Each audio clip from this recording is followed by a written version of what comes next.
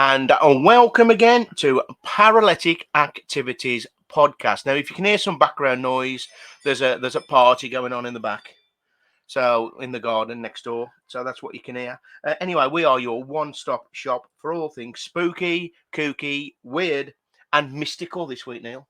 Mystical, Neil. Who's put that one in, John? I've put it in because no one sent us any ideas, Neil. That's why. Come on, people, sort it out. We just need a better word than mystical or terrifying, or just to finish that little phrase off. But anyway, our podcast is all done with an ale or two, because even in the darkest areas on this planet, you need a bit of light, don't you? Yes, you do. As we have witnessed this month, Johnny boy. It's been a roller coaster of a month, Neil. I can tell you that. Hey, what's been more of a roller coaster for like Roman Keating? or Simply Red. Yeah, Simply Red. Yeah. Or the Red Hot Chili Peppers. Oh, Red Hot Chili. Bloody hell, that's 3 songs. We're on episode 11 already, Neil. 11. Episode 11. So tonight, people, buckle up, check your restraints, and keep your arms and legs inside the vehicle at all times, especially you. Well, you can fit in the vehicle, John.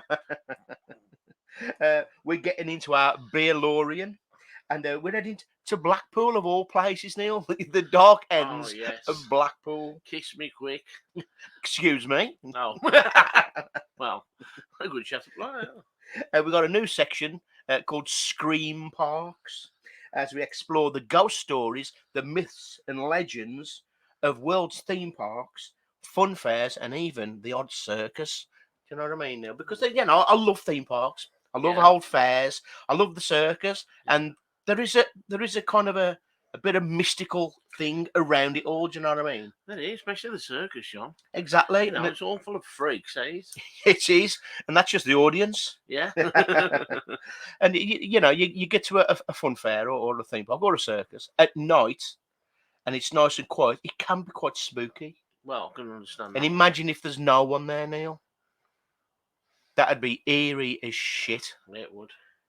And things like that, it kind of gets me going a little bit. I love fun fairs, and I love spooky shit. So I put them together. What do you got? You got Scream Parks. That's what you've got. Yes. Our good friend Luke the Riddler, One Take Walker, is going to treat us to his opinion on the Michigan. What is it, Neil? The Michigan, John. The Michigan Dogman in the Cryptid Factor. Orange here, sat here to my right, is going to treat us to another tale in Orange Spills the Juice. And in our horror movie section, flick the screen, we're going to go The Shining in a nutshell. Here's Johnny. No, I'm Johnny. Here's Neil. Neil, paranormal out time. What have we got, son? Well, John, I thought to myself, I went out last night with the McAvoy. Yeah. And I went to Witherspoon. Wacko. I'll tell you what, they had some good owls in there, John, I must admit. Yeah. And in the fridge, I thought, we're going to America in a few weeks, John. We are going to America in a few I've weeks. seen this one, and it's called Free States. I've been in more than 3 states, I can tell you that. I'm in my out there, and that's just this week. It's called Free States, and it's a West Coast IPA, 5.7%. Look Strong. at this, John. Tells you everything on the side, all about it. Nice. Can you tell us about it then? Centennial Columbus. Nice. Malt extra pale. Ooh. Vienna wheat light Munich. Woohoo! Poor Taste, kid. Piney, floral, spice. And you know what it says, John? It's great with burgers, I would pour one on my burger. barbecue, and ice cream. In other words, it covers all bases. You can have it with anything, basically. Have it with your cornflakes if you want. If you're a fat fucker, this is for you. Pour it.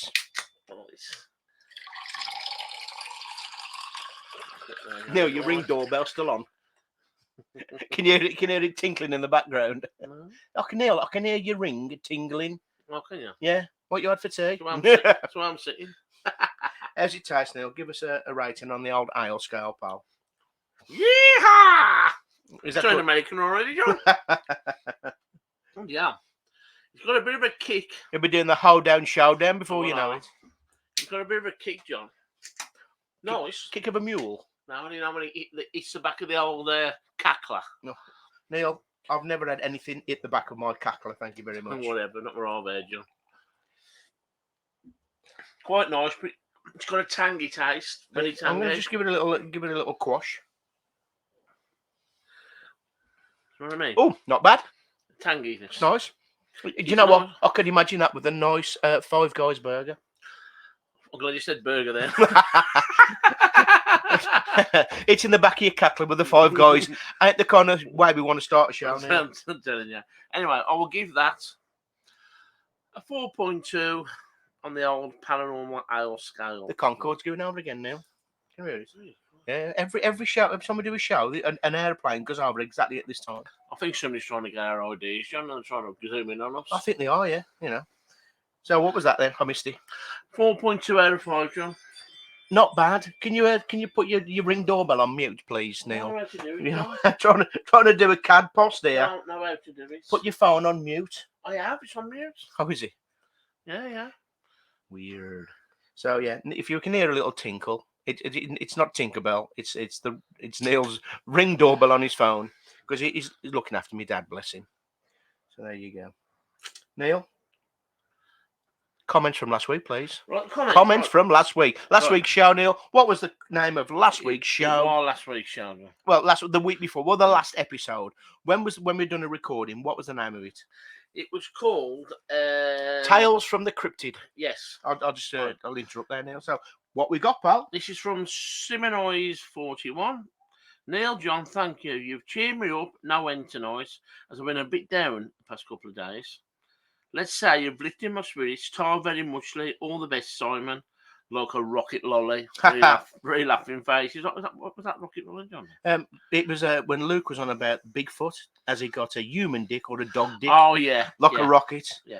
Do you know what I mean? Anyway, Simon, yeah, brilliant. If we can put a smile on anybody's face and cheer them up in these dark days, what we're going through at the minute, you'll do for us, I can tell you that. And this other one is from our good friend, Mark of the Boner, John. Mr. Mark Boner, Mr. Dead Cold himself. Paranormal. Check him out on YouTube. Got some great videos. The fine and funny gents of paralytic activities. Love them. Great show, gents. Love the sheep rustler, the wrestling gag, and Orange's true story with John's Mick Jagger gag. I can't remember what that was. Me neither, to be honest. Hilarious was Luke's one text description of Bigfoot, a massive fuck off hairy bloke thing. The Chinese horror story film sounds like something I'd happily lose 90 minutes of my life over. Yes, again, fellas, a Bobby Dazza of an episode. Cheers, me mons. Yeah, no worries, Mr. Dead Cold. You'll do for us. He's always supported us, Oh, he has. Mr. Bowen has always supported. And like I say, we've always supported him. So please, anybody, if you want to go and watch a good paranormal video, go and check out Dead Cold Paranormal on YouTube, and you won't be disappointed. I can guarantee you that. Neil, a Kathy Gallagher. Are you all right there, Neil? You having trouble? I'm turning my phone off, John, so no more. Yeah. Kathy Gallagher says, thanks as always, gents, for the laughs. That's simple as that. Simple as that. And, you know, we're happy with that, really. We got a new comment, Neil, of a new person who's a new listener. Really? Mr. Stephen Beach.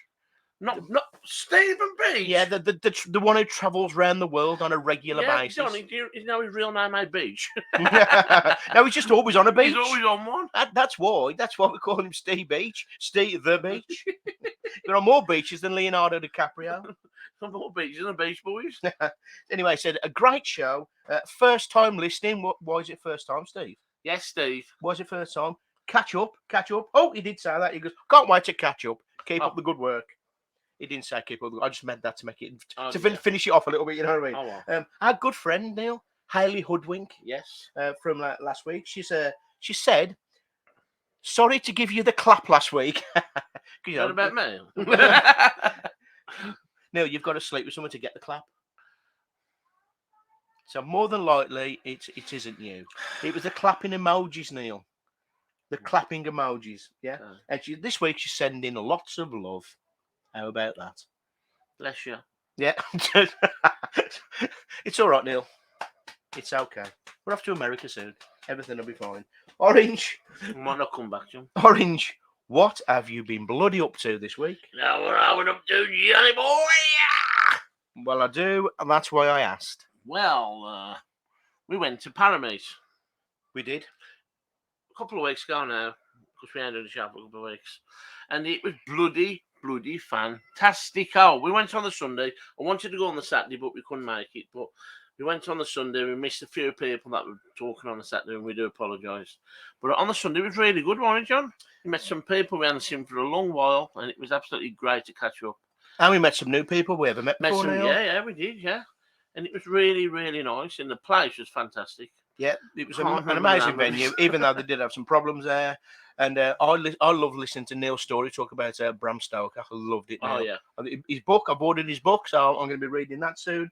But Neil, we met Alan Warman. Yes, we did. And his lovely wife, Rachel L. Hoot. I don't know if they made them. It doesn't matter. Maybe they should. We'll be invited now. We could do the DJing. We could be the DJs at the weddings. You know what I mean? I'll smashy and noisy. Anyway, we met them there, and it was absolutely fantastic to meet them because we spoke to them on obviously chatting and that. Like we good supporters of the show, are they? Good supporters. really nice people, and it was fantastic to actually meet them in person. And when we got there, he gave us these T-shirts. He said we're going to know them as the Chucky Brothers from now on. Yeah, the Chucky Brothers. Yeah. Toy Story, Chucky. Anybody wants any T-shirts? Contact Alan Michael Warman on Facebook. Yeah, or Tawny Creations on a website somewhere. And he also give us a little present of 2 pennies that were found in I think it was a mortuary, John, or something that burned down, like where there's dead bodies. Because in the past, you used to put pennies on the deceased, on their eyes to keep their eyes shut. And something happened, there was a fire, and these pennies were found by his granddad gave them his dad gave them to Alan, and Alan kindly gave them to us, you know. But the weird thing about it, Neil, there was a massive fire, everything was burnt apart from them 2 coins. I don't know. Because the ferryman needs them coins now. Yeah. Because you can't go to the other side if you don't pay the ferryman. That was the whole thing behind it all, why people put money on the eyes so the ferryman can take them. Maybe it's like payment, you know, when you go on a bus and you pay the busman. Maybe just a jealous guy, John.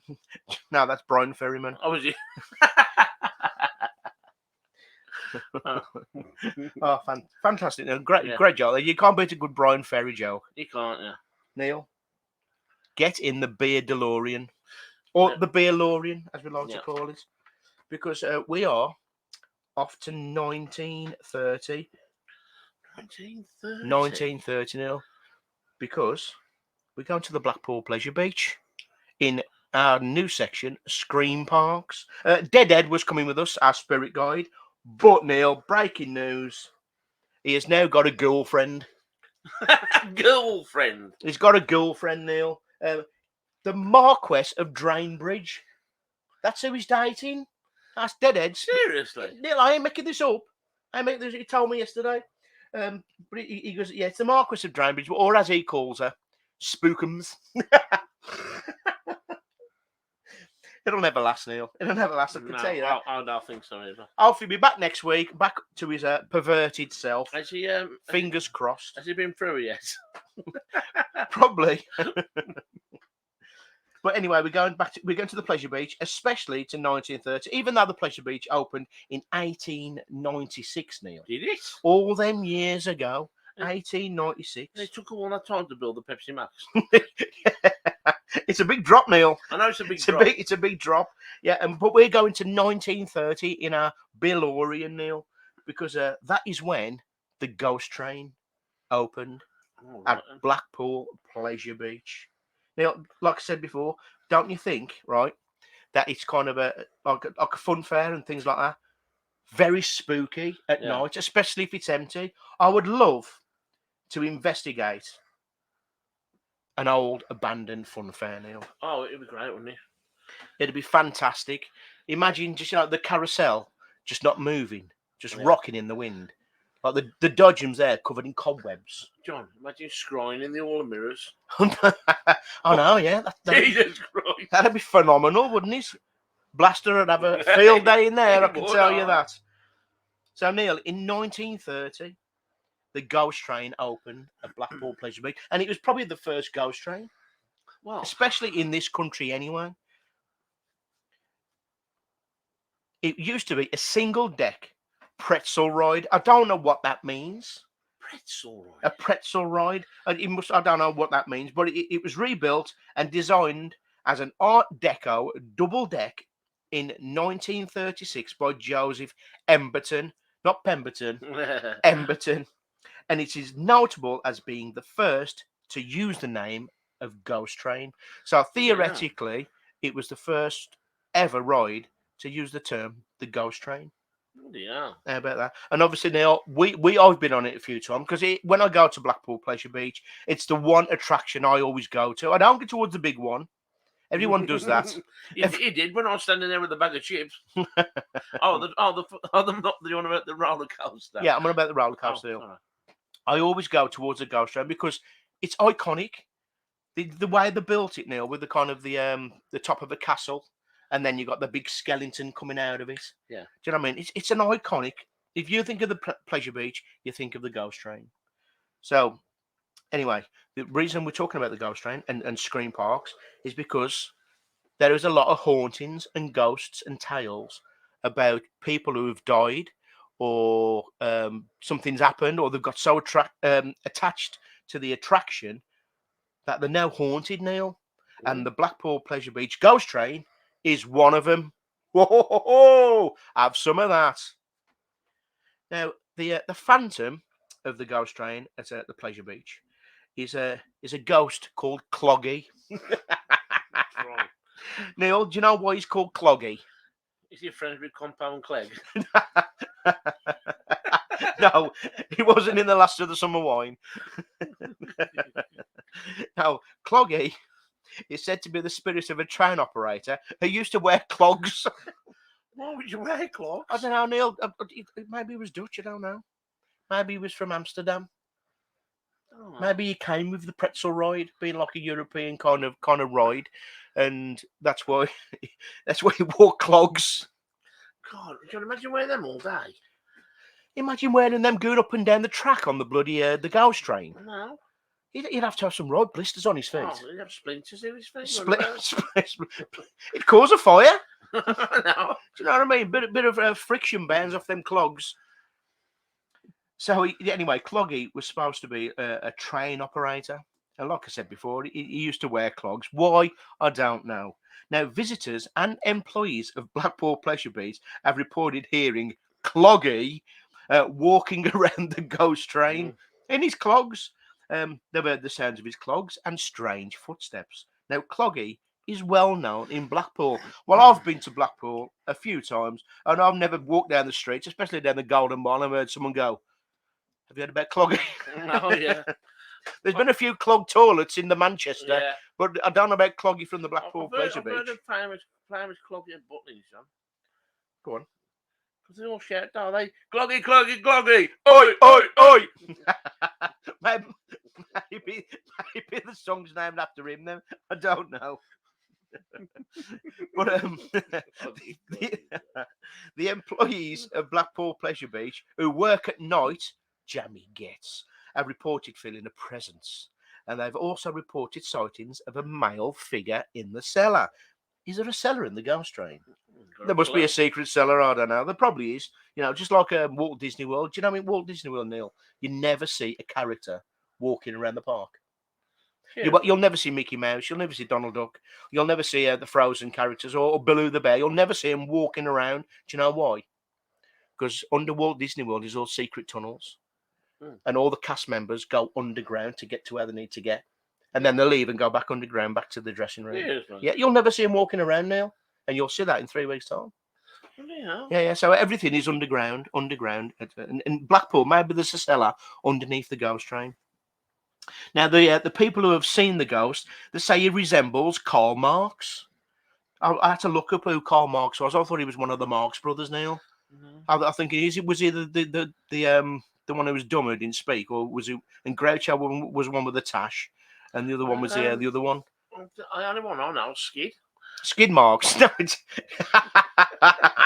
it's how you mean that. Now, he's the famous German philosopher from the 19th century, and they're saying Cloggy resembles Karl Marx, not Skid Marks. Now, Cloggy himself, apparently, now this is all apparently, was a committed member of staff who would do anything to ensure that customer service standards were reached. In other words, Neil, he was one of them who brings an apple to work. You know what I mean? Probably Yeah. he'd won in his clogs. You know what I mean? Oh, He wanted to get to the core of things. So he made sure the customer service standards were reached and that customers got the fright of their lives whilst riding on the ghost train. And it seemed that his devotion to duty continued even after he died. yeah. So he wanted to still scare people. So when did he pop his clogs? I don't know. I'll get to this in a minute because I've got my own little theory. Now, it was not uncommon to hear customers say they'd been touched or grabbed by someone that they could not see. What Russell Brand was it? I know. Yeah. Where was him in 1930? The dirty get. So yeah, that's how he was kind of like. Even when he was alive, Neil, he was touching and groping people, old Cloggy, Yeah. and he still carried on when he was dead. God. So is that saying old Cloggy is a pervert, or he's just a master of his craft? What do you reckon? I reckon he was a pervert when he was alive. Yeah, but is he a master of his craft? Of the fact that he wanted the ghost train to be a scary experience? Maybe. But now he can touch anybody he wants. Yeah. Don't forget, Neil. Nearly everywhere you go at Halloween, yeah, there's a scare maze somewhere, isn't there? Yeah. And you got people jumping out on you. You know what I mean? Trying to scare you and shouting in your face or whispering down your ear. Cloggy was doing that in 1930. He invented it. He invented the scare maze in a ghost train. What a legend. Now, over the years, the reports increased and many customers were unsettled to learn that the extra sensations they had experienced were not supposed to be part of the ghost train ride. Odd sounds, such as tapping, footsteps, and groans, have been heard echoing through the walls, Neil. And in 2004, the Most Haunted team visited Blackpool's Pleasure Beach, and members of that group said they heard odd noises, whilst one claimed to be touched on the head. It would have been the bald one, wouldn't it? It's got to be the bald one. He would have had his head slapped like him off Benny Hill. Yeah, how Cloggy. You know what I mean? But it ain't just a ghost train at Blackpool Pleasure Beach, Neil. There is other spirits there, apparently. Now, there is a spirit of a young girl whose apparition has been seen in Sir Hiram Maxim's gift shop. The girl is to believe to be only 9, and numerous objects move around the shop, and they believe this girl is the culprit. Yeah. And more than likely, there's probably a tea leaf there, Neil. Probably. In Hiram Maxim's shop, there's more than likely a tea leaf. You know, puts a bit of sellotape over the camera, Yeah. puts a few fridge magnets in a pocket, and away she goes. You know, but then again, it might be the spirit of a young girl. Might be. Might You not. never know. Now, there's an ice rink there. Now, I never knew there was an ice rink at the Blackpool Pleasure Beach, Neil. Did you? No. Well, apparently there is. Now, the ice rink is also a well-known, a spooky spot. Many visitors and staff members have reported hearing someone skating on the rink when there is no one there. Equipment and lights also move on their own accord, and wide open doors have slammed shut on their own, despite no wind or no breezes. Don't tell me. They was doing the bolero. Also, staff working at night have reported feeling an awful presence hovering over them as they work. So there you go, Neil. No. It ain't just the ghost train, there's spooks all over the Blackpool Pleasure Beach. Now, going back to old Cloggy, Neil, I believe that this story is made up. Yeah. For the simple fact, I've tried to get all my research on Cloggy, and no one knows if he died there, or where he died, or how he died, or when he died. So there's no information to back up the claims. Now, I believe that more than likely, because it's a ghost train, Neil, people are going to expect it to be haunted anyway. Yeah. Even though there's no reason for it to be haunted. Do you know what I mean? Even though apparently they did put real skeletons in there, but whether that's going to haunt a place, I don't know. So I think they invented a story of Cloggy to get more people to ride the ghost train. I may be wrong. I hope I'm wrong. But, you know, a lot of theme parks do this. Guaranteed. And our good friend Craig at the haunted museum in Stoke. He has got Cloggy's clogs. I know he is, yeah. He's got Cloggy's clogs, and he apparently walks around Stoke city centre wearing them on a Saturday morning. So have some of that. Next week, people, we will be talking about the haunted mansion at Disneyland, Florida. Yes. Have some of that. Neil, do you know what? I keep going back. I love theme parks. I love fairs. Yeah. If there's some ghosts and spooks there and we can investigate it, I'd be made up. Yeah. Absolutely made up. Yes. Neil, I need a little break after that. Oh, sorry, John. So, Neil, again, be careful. We'll have a little drink. We'll have a little chat about the next section. Orange spills the juice. The forklift incident. I've sorted it out this time for sure.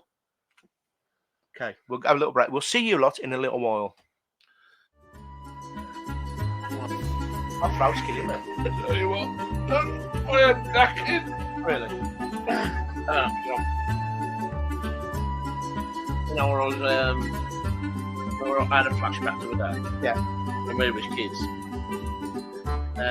Remember our bull terrier spot? Yeah. The bull terrier. Yeah. Spot the bull terrier. Yeah. Remember, as soon as you took your socks off, John, you used to lick your face. It's a great feeling, now you got to admit. You know what? My dog licked my feet now.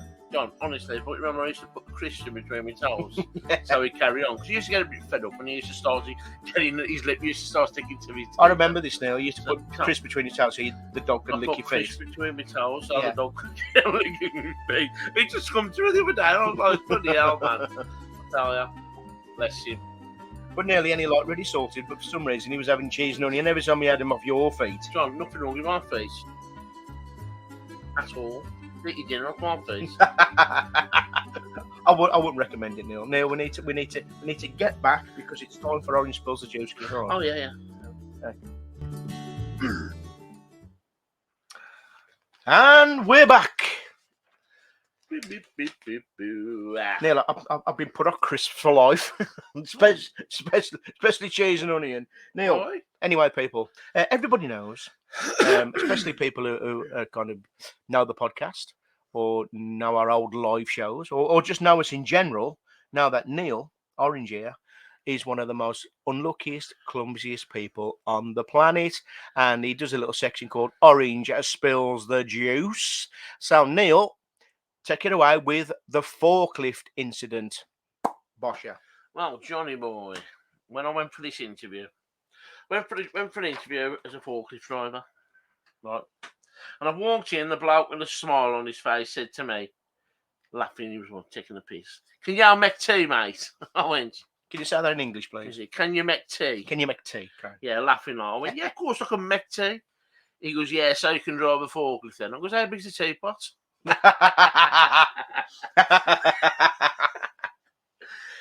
He said, "You'll be loading barrels up a ramp, which is about 6.5 foot high, onto the back of a container.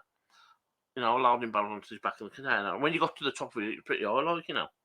So first I was there, I was doing the job, driving up the ramp, which was high, really high, John. Because it's 6 foot, well, 6.5 foot. Then you got the forklift and you're on top of that, so it's 8 foot. Yeah. Right?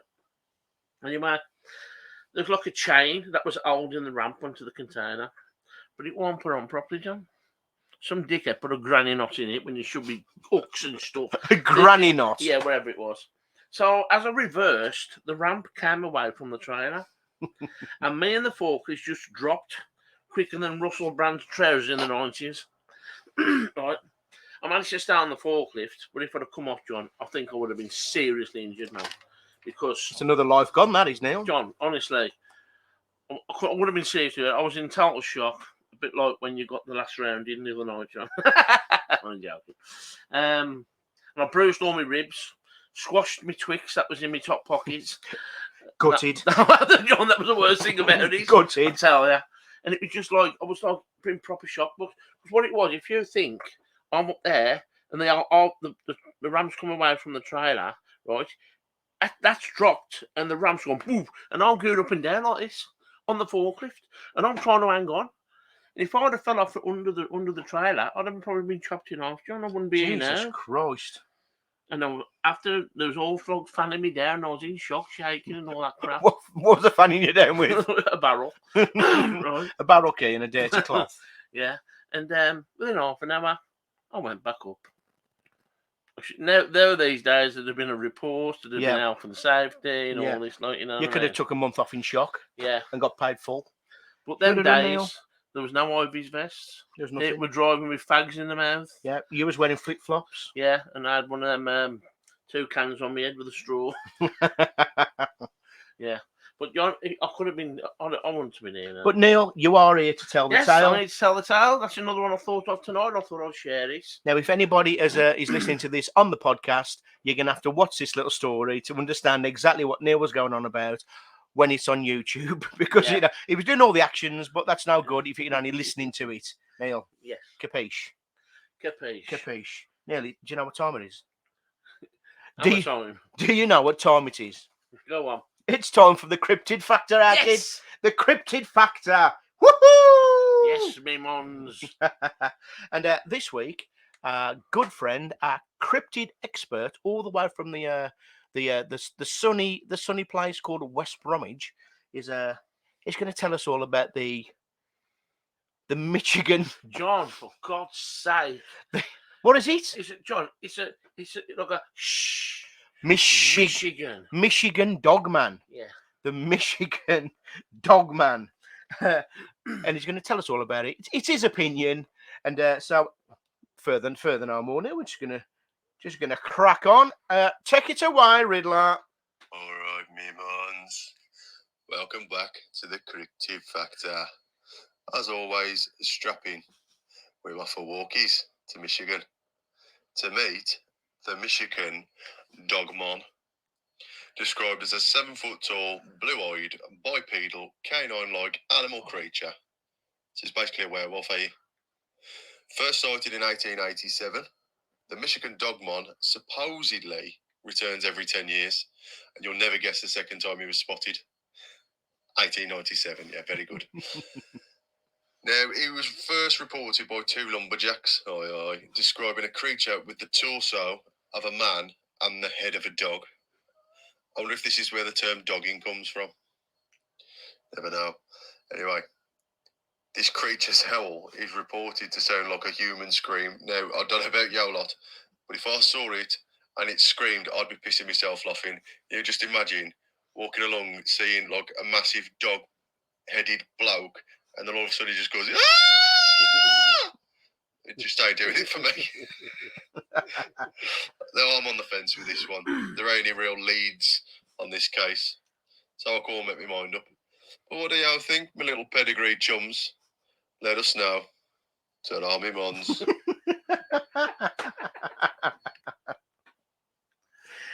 Do you know what, Neil? I tried to. Thanks, Riddler.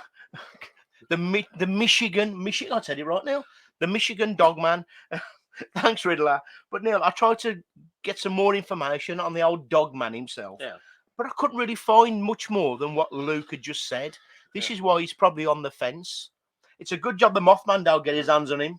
It's on the fence. I'm sure it's a cat. Could be. But it looks like a dog now. So no, it's not a cat. It's not the Michigan cat man, is it? Yeah, but he's on the fence. How many dogs do you see on the fence, John? But then again, what can a cat man do? Yes, O'Neill. Apparently, there was a song written about the Michigan Dogman. Song? Yeah, by a disc jockey called Steve Cook in Traverse City, and he played it as an April Fool's joke. He based the song on myths and legends from around North America, and he had never heard of the actual Michigan Dogman at the time of the recording. He recorded the song with a keyboard, and the backing was credited to Bob Farley. I just can't stop thinking of Bob Marley was doing the backing vocals for the song about the Michigan Dogman. We dug in. I wanna dog it with you. We dug in. We're dogging. Hope you like dogging too.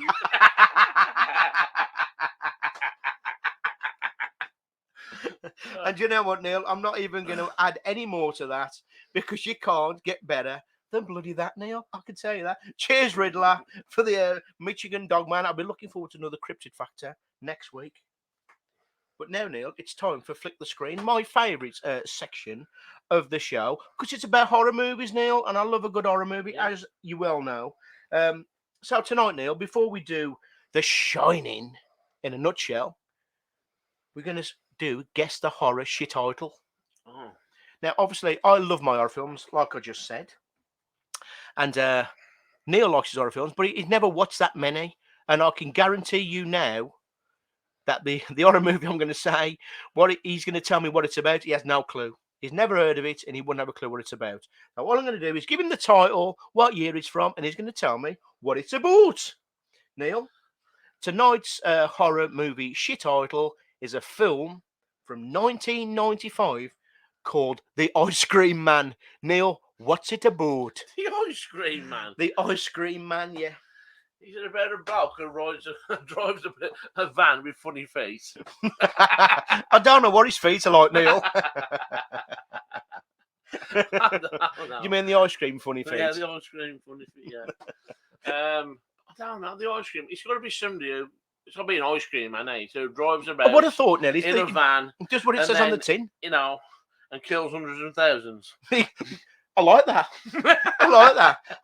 Drowns him in some syrup. I'm always gutted now, and I never used to get enough syrup on me cone. You're bringing that dog story back in. I'm in 99, Neil. You know what I mean? Yeah, I know. Do you know what? I'm not being funny, but I had one before, right? And it was the flake was brown and white. It was a 69. Was it? Oh God! You know something? I've seen an ice cream man. An ice cream van got it, but he trailer and knocked it on his side where I live in Blacknall, man. And the coppers come like, and all the street was coned off.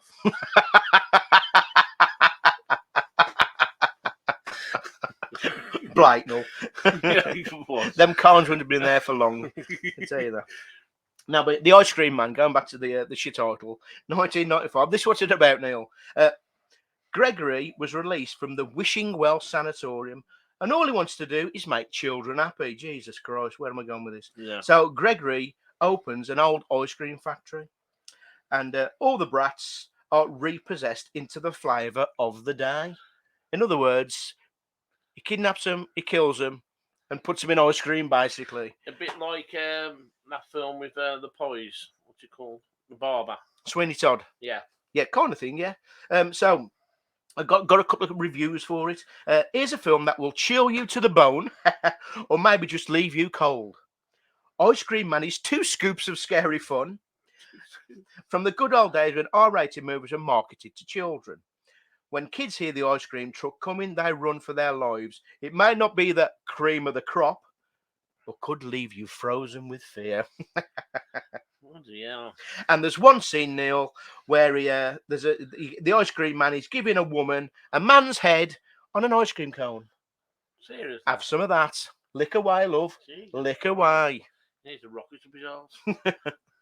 Not a red rock, is I hope. Bigfoot will be all over that. Yes, I know that's the storyline to the ice cream man. Do you know what I mean? Oh, I'm watching that. Yeah, I would. So we're going to go straight in, Neil. No hanging around. The Shining is one of my favourite films of all time. For me, it's not just a great film, it's a great thriller and horror film, all rolled into one. And if you watch it at the right time of day, mainly at night with the lights off, and you're in the right frame of mind, Neil, you're terrified by the music alone because it's that immersive. It's such an immersive film. I love it. I was watching something last night where the way they made the film, Neil, especially with the music going with the certain scenes of this, that, and the other, they call it Mickey Mousing. Yeah. So one of the early cartoons of Mickey Mouse, it might have been Mickey Mouse's Haunted House. Every time something happened, a certain bit of music had play, like a skeleton's head move, and you'll hear whoop, whoop, and that's called Mickey Mousing. Yeah. So it happens in The Shining all the time. It's on YouTube. Watch it. It's called the real horror behind The Shining. So anyway, Neil, The Shining in a nutshell. I'm just going to go straight into it. So here we go. Buckle up because I'm off.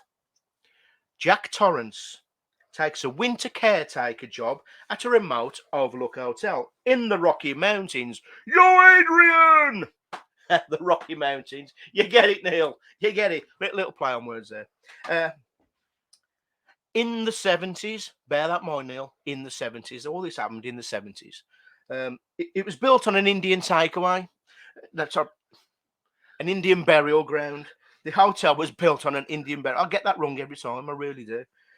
In the interview for the role, the manager, the manager tells Jack that the previous caretaker, Grady, went insane in the membrane and killed his whole family. Well, that's not going to happen to me, Jack says, especially now I'm sober. And he gives a little wink to the camera, Neil. He gives a little wink. Now, Jack's son, Danny, has a special talent. He has premonitions and he sees things other people can't and even gets into people's minds. It's called The Shining. And he also has an imaginary friend called Tony. That's Tony, Neil. Hello, Neil. How are you, Neil? I'm just shaking my finger there. The hotel closed for the winter. Jack, Danny, and Sunbird, who looks like olive oil from Popeye, are the only ones left at the hotel. Now, the chef, old Scatman Carruthers, be-ba-ba-ba-ba-da-bo, ba-ba-ba-da-bo. Oh, it's Scatman John. No, that's Scatman Carruthers. Shows the family around. He goes, here's that ba-ba-ba-ba-bo, the freezer. Here's that ba-ba-ba-ba-bo, the generator. Here's the ba-ba-ba-da-bo. It's scatting, Neil. It's called Scatman Carruthers. But here's the snowplow, So you put him off. Here's the snowplow, and and here is the big, shiny, sharp axe that you may or may not murder your family with later on in the film. He also tells Danny that he has the ability to use the shining, and this hotel shines a lot due to too many memories, and stay away from room 237. Now the snow rolls in, and young Danny begins to see the ghosts of two identical twins. Come and play with us, Danny. Now, Neil, if two twins asked you to go and play with them, what would you say? Especially if it was them two twins off the funhouse. Well, it's right for me dinner to settle. Talking them two off the funhouse, Neil. I know. I bet Pat Sharp guns them a few times. I think he did. Now, Danny rides his trike and comes upon room 237. Jack, there is some woman in 237, said Olive. So Jack, even though cabin fever is setting in and he is bossed in for a pint, he goes to check it out. He enters and this lady is in the bath. Totally Billy Bollocks, bush out and everything. She walks over to Jack. He's thinking, who the frick is this? But goes in for a bit of a, how's your father anyway? He catches a glimpse of this gorgeous naked lady in the mirror, but from behind, she looks like a rotten, decaying Dot Cotton from EastEnders. Now Jack is seeing ghosts, and his mind can't take it. He goes bonkers. He finds the axe. First one to get it is the old chef, old beep-ba-ba-da-bo, Scatman Carruthers, who comes back to the hotel after telling Danny telepathically that his dad has lost his shit. Red rum, red rum, red rum, red red rum, which is murder backwards. Scatman himself, Bosher, have that. Jack nails him right in the chest with the axe, then goes hunting for Danny and olive oil. Here's Johnny. Orange once said that, He said that once when he couldn't find his rubbers when he went to Toys R Us. Here's Johnny, do you get it? Rubber Johnny Neil. Danny and Olive escape after giving old Jack, who is still a door boy, but Olive gives him a few whacks with a baseball bat. They escape into the snow blizzard and into a big fuck-off edge maze. Jack pursues them, but runs out of steam and freezes to death. The camera now pans around the Overlook Hotel and stops at a picture of all the staff and guests taken in 1921, and at the front, smiling like a Cheshire cat, is Jack Torrance. Roll the credits. And that, my friends, kind of, in a way, I've made most of it up, is The Shining in a nutshell. Neil, you got any idea why there's a picture of Jack Torrance in a photograph from 1921 when the film was set in 1970 at the end of The Shining? What's your thoughts? I have not got a clue, Sean. You've not got a clue? Has he been in the old DeLorean? No, the Beer-lorean. I told you he was bossing for a pint, didn't I? I know, yeah. Now, what it symbolises is because remember I said at the start that the old caretaker killed his family, and Jack takes the job, and then he wants to kill his family. Yeah. So it's a recurring evil. What this hotel makes people do. Right. Over and over and over. So even though it was set in the 70s, the picture on the wall is from 1921, and there's Jack Torrance smiling, or Jack Nicholson smiling at the camera because it's a reoccurring evil. You get it? I get it, yeah. I get it. Fan bloody tastic. Still up there in my top 5 films of all time. And I think I'm going to watch it tonight after this show, I think. I'm watching the match. Well, I might watch the match. I don't know. Neil, I've got a couple of facts before we wrap it up from The Shining. Do you know the scene where here's Johnny when he comes through the door with an axe? Oh, here's Johnny. That took 3 days to film. And Jack Nicholas. Why, John? Just was being curious. Yeah, Jack Nicholson, not Jack Nicholas. He was a golfer. Golf club. Through the door. Ball. Jack Nicholson, he axed through 60 doors, Neil. Yeah. And do you know why? Because he was so good with an axe, because he used to be a fireman. Really? Yeah. He was going through them too quick, so that's why they had to keep reshooting it and reshooting it and reshooting it. Now, the part of Jack Nicholson, I don't think the film would have been as good if anybody else played that role. Yeah. We say this about a lot of films, don't we, Neil? Yeah. I don't think that film would have been nowhere near as good if anybody else played Jack Torrance in The Shining, but Robert De Niro was considered for the role. Yeah. After Stanley Kubrick watched Taxi Driver, he believed, even though he played a psycho in Taxi Driver, that he wasn't psychotic enough for the role of Jack Torrance. Jack Nicholson's got one of them faces, eh? Jack Nicholson, Neil. Jack Nicholson is a golfer. Sorry. Jack Nicholson. Yeah. He's got one of them mad faces, eh? He played the Joker well, I thought. Yeah. And another person who was considered for the role, Neil, was Robin Williams. Yeah, I have to take that all before. Not Robbie Williams. Oh. Robin Williams. Robin Williams from Mrs. Doubtfire. But Stanley Kubrick said he's too psychotic for the role after watching Mork and Mindy. So he was too mad to play Jack Torrance. Oh. So that says something. And another person who was too busy with a certain film called Raiders of the Lost Ark was also considered Mr. Harrison Ford. So have some bloody that. Neil, that's episode 11 done. You got any last words about what we've just been through? Apart from Jack Nicholas, the golfer in The Shining. That's got to be the thumbnail straight away. Eh? Yeah. Any last words? Not really. You went like flowed like a fine wine, John. Yeah. Even though you've been drinking the old fine wine. He offered me none. And on that bombshell, people, thanks for listening. And if you've got this far, please send us some comments or suggestions or anything, and we'll give you a bloody good shout out on the next show. Alan Michael Wellman, cheers for the t-shirts and the coins and all that, and for being just you and Rachel good friends, because we do class you as good friends now and good friends of the show. We really appreciate it. So now we're just going to wrap up the show. Get your beer in hand. And I want to say one thing, Mr. Wellman. I need some of them t-shirts, John, that you've got. They're coming, Neil. I'm building my size. I'm building up a merch shop. My size. Yes. You know what size now? Because I take this off me every week. Okay, Neil. Let's just wrap the show up, will you? Jesus Christ. Yeah. Get your beer. Now, to all you ghost catchers, you cryptid stalkers, you horror junkies, and you alien twitchers, if you are out investigating this week and you don't get any spirits, Neil, what do we do? What do we do, Neil? What we do, John? What do we do, Neil? We drink them instead. We drink them instead. We will catch you on the next one. Bonne de douche. Arrivederci. Just going to play us out, Neil. I should have done this previously. What, John, the top bus? No, not top bus tonight, Neil. We have got a little bit of spooky music.